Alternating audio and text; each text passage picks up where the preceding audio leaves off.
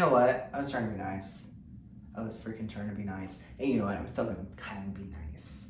But I'm just gonna be blunt and straightforward, honest. I had a lot of woman-splaining about my last video and about my non-binary video. And it's like, okay, I totally get it. You were a cis tomboy. That's great. That's fine you grew up like that. That's fine, you know people that grew up like that.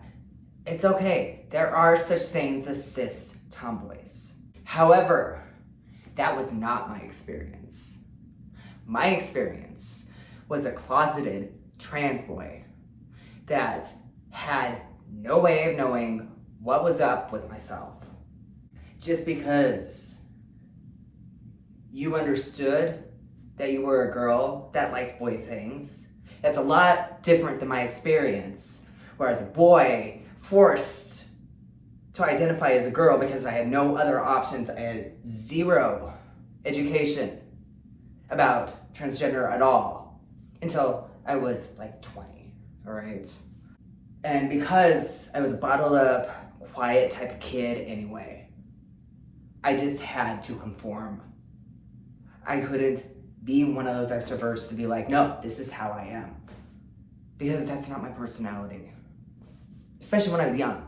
I was soft. Real soft. Even though I had a clue what it really was when I was 20, the social stigma kept me in denial in the closet. Even though I knew by then. And so I was endure self-torture, self-loathing, depression, all these types of things that nobody should have to go through. I'll be honest, educating people, kids, what transgender is not going to change anybody trans. Just like knowing what gay is not going to turn anybody gay. Enough of that stupid bullshit. It's just education, so people know, as they grow up, the different types of people that are in the world. And if one happened to be transgender, at least they could have a word to how they felt instead of trying to fit a mold that was not them. At least they could actually live their life, enjoy. Because I'm sorry, just identifying female, there are gender norms that exist in there. Even if you're the most tomboy female there is, it's still gendered. Even if you dress in boy clothes and you identify as female, that is still gendered. I'm not going to speak much about non-binary because I'm not really non-binary. I wore that for like the last 10 years after I had a name for it. I wore that little label a little bit. I didn't use they. I still use she. But I kind of use that as kind of in the end, it was a way for me to stall actually transitioning. It was a way for me to stall my actual happiness. It was a way for me to stall my authentic self. My true self that has been waiting 40 years to come out and actually be as I'm supposed to be. And that's why I made that non-binary video, because I acknowledge that you can put a label on yourself, it doesn't mean that's what you are. What you are is really deep inside. But things that like when I was a kid, I had no clue what gender dysphoria was. I had no way to even articulate to my parents how I felt, except, no, I do not want to wear dresses ever, put that away. I couldn't articulate that by playing make-believe as a kid was the only way for me to be my true self. I was always the boy. I was always the boy every time. When we get together with our friends, that was the only way, by role-playing. Pretending to be video game characters, male video game characters, and male movie characters, male book characters. that was the only way I could actually kind of be my true self. When the game is done, you still have to live a lie. Look, if a kid is transgender, they should be exposed to education so they can start to learn about themselves and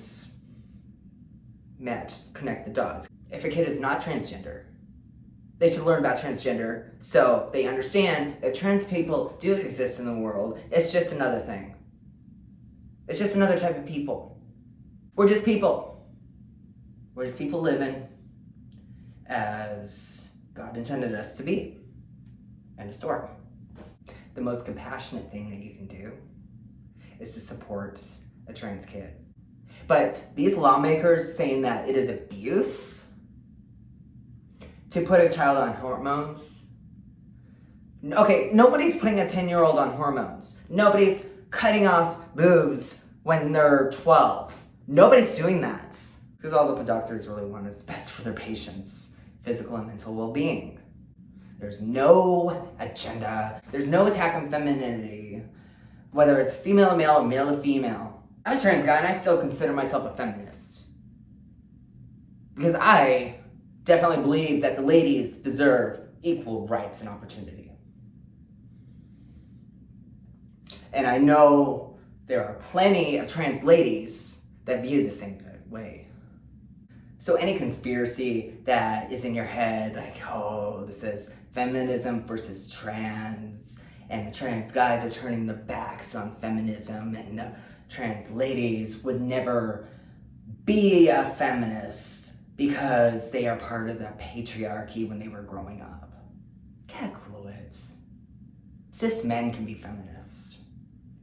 It's just people that are all about equal rights for women. Getting on a tangent, I just wanted to respond to a bunch of the comments that I got over last week. I stopped writing some responses because it was getting repetitive. I was hoping that the last video would have been enough, but felt the need to make this one too. Because like I said, there was a lot of women-splaining about my childhood. As if me being a transgender boy growing up but not being able to be out was affecting their experience as a cis tomboy girl. I'm sorry, there is a difference. There's a difference between emotions on the inside. And if you felt like that was an attack on you, sorry. Nothing I can do about your feelings, only about mine. I just know my own truth. And that's all that really matters. Anyway, so thanks for watching. Talk to you guys later.